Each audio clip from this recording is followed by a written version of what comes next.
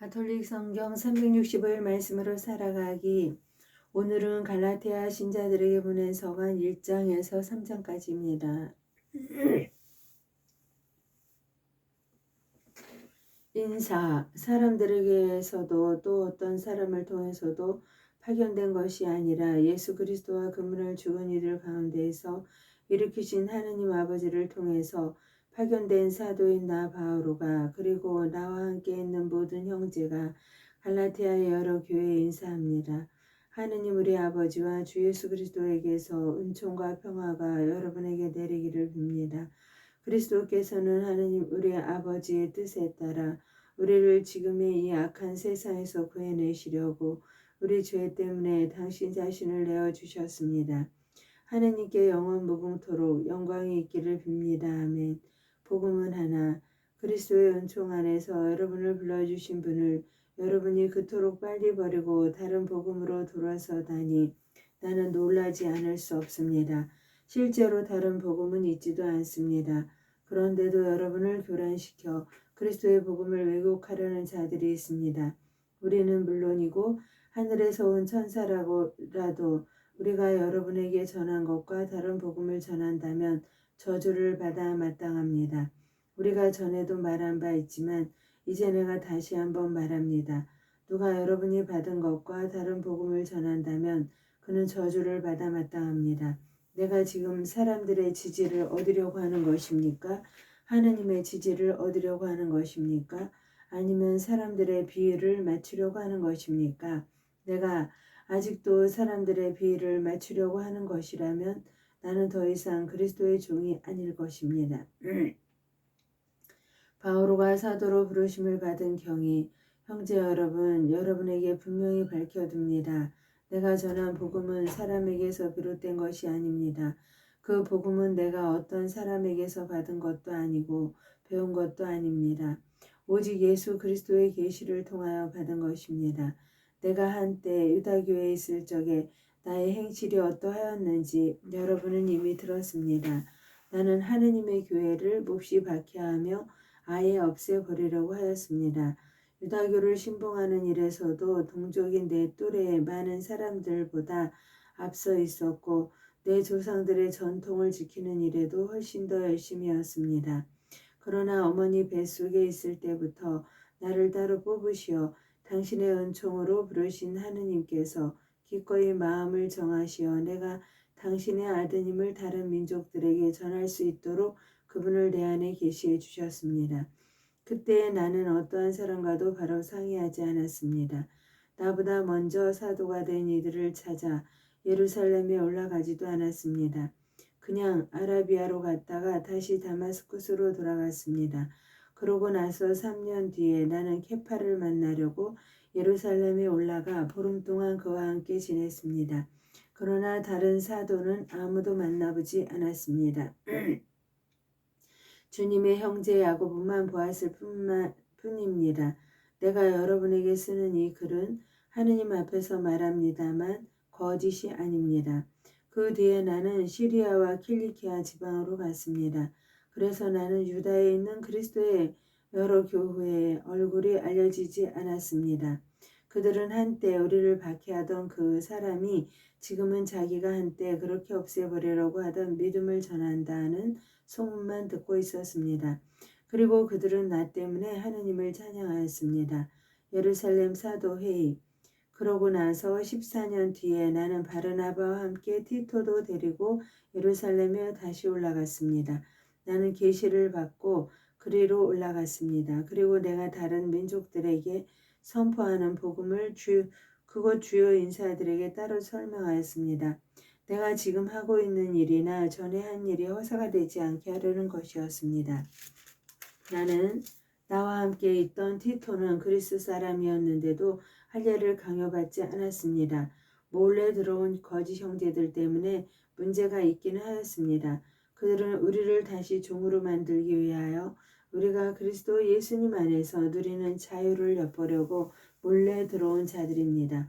그러나 복음의 진리가 여러분과 함께 길이 머물도록 하려고 우리는 그들에게 잠시도 양보하지 않았습니다. 주요하다는 그 인사들 중에서는 그들이 한때 어떤 사람들이었는지 나에게는 아무 상관도 없습니다. 하느님께서는 사람을 차별하지 않으십니다. 그 주요 인사들은 나에게 아무것도 따로 부과하지 않았습니다. 그들은 오히려 베드로가 할례받은 이들에게 복음을 전하는 일을 위임받았듯이 내가 할례받지 않은 이들에게 복음을 전하는 일을 위임받았다는 사실을 알게 되었습니다. 할례받은 이들을 위하여 베드로에게 사도직을 수행하게 해주신 분께서 나에게도 다른 민족들을 위한 사도직을 수행하게 해주셨기 때문입니다. 그리고 교회의 기둥으로 여겨지는 야고보와 케파와 요한은 하나님께서 나에게 베푸신 은총을 인정하고 친교의 표시로 나와 바르나바에게 오른손을 내밀어 악수하였습니다.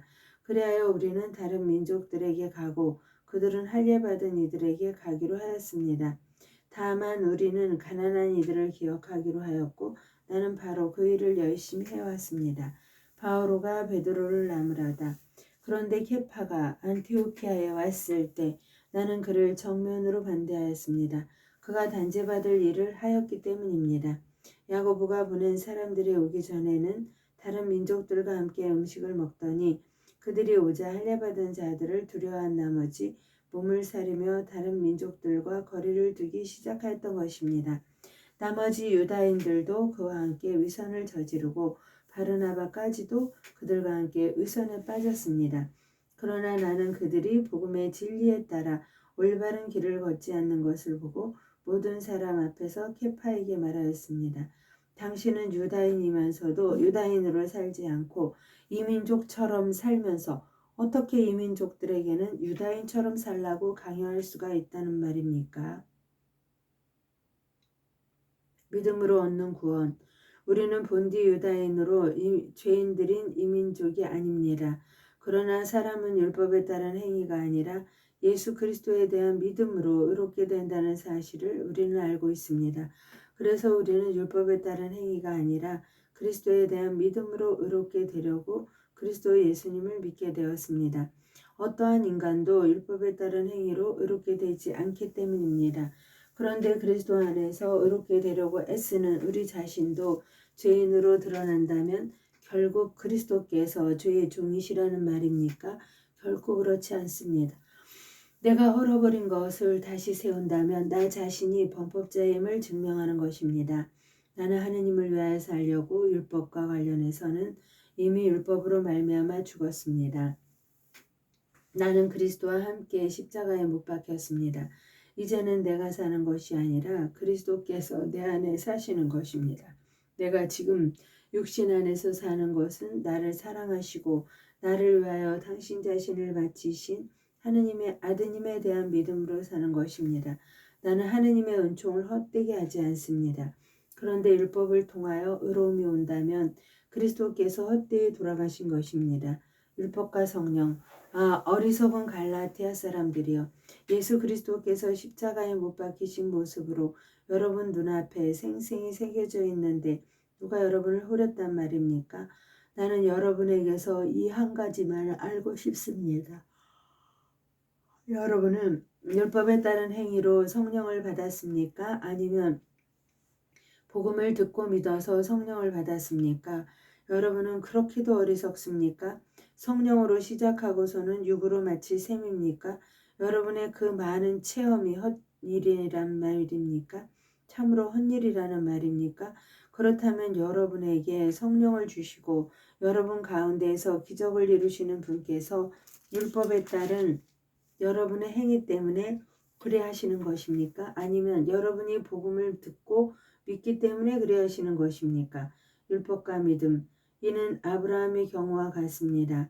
그가 하느님을 믿으니 그것이 그의 의로움으로 인정되었습니다. 그래서 믿음으로 사는 이들이 바로 아브라함의 자손임을 알아야 합니다.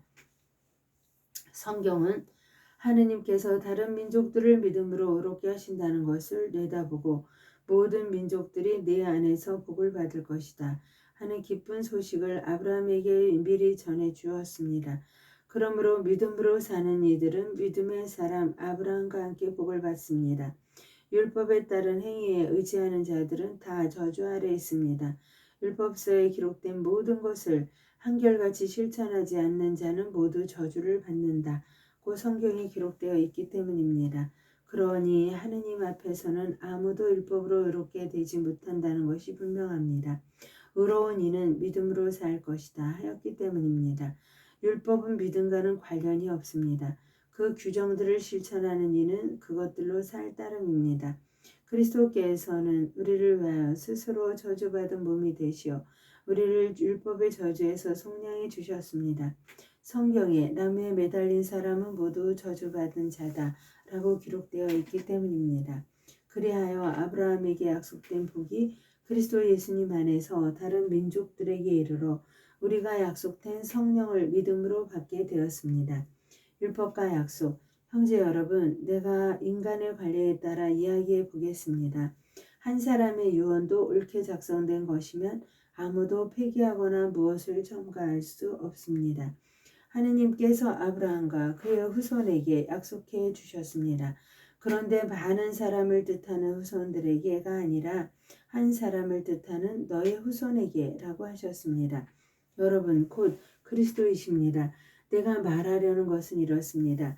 하느님께서 예전에 옳게 맺으신 계약을 430년 뒤에 생겨난 율법이 파기하여 그 약속을 무효로 만들 수 없다는 것입니다. 상속 재산이 율법에 근거한다면 그것은 결코 약속에 근거한 것이 될 수 없습니다. 그러나 하느님께서는 그것을 약속에 따라 아브라함에게 은혜로 주셨습니다. 그렇다면 율법은 무엇을 위한 것입니까?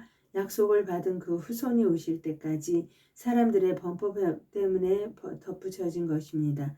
율법은 천사들을 통하여 중개자의 손을 거쳐 공표되었습니다. 중개자는 한 분만의 중개자가 아닙니다. 그런데 하느님은 한 분이십니다. 그렇다면 율법이 하느님의 약속과 반대된다는 말입니까? 결코 그렇지 않습니다. 만일 생명을 가져다 줄 수 있는 율법을 우리가 받았다면 분명 의로움도 율법을 통하여 왔을 것입니다. 그러나 성경은 모든 것을 죄 아래 가두어 놓았습니다. 그리하여 예수 그리스도에 대한 믿음을 통하여 믿는 이들이 약속을 받게 되었습니다. 믿음이 오기 전에는 우리가 율법 아래 갇혀 믿음이 계시될 때까지 율법의 감시를 받아왔습니다. 그리하여 율법은 우리가 믿음으로 의롭게 되도록 그리스도께서 오실 때까지 우리의 감시자 노릇을 하였습니다. 그러나 믿음이 온 뒤로 우리는 더 이상 감시자 아래 있지 않았습니다. 여러분은 모두 그리스도 예수님 안에서 믿음으로 하느님의 자녀가 되었습니다. 그리스도와 하나 되는 세례를 받은 여러분은 다 그리스도를 입었습니다. 그래도 유다인도 그리스도인도 없고 종도 자유인도 없으며 남자도 여자도 없습니다. 여러분은 모두 그리스도 예수님 안에서 하나입니다. 여러분이 그리스도께 속한다면 여러분이야말로 하느님의 후손이며 약속에 따른 상속자입니다. 하느님의 영광을 위하여 성모님과 함께 감사드리며 공헌하나이다.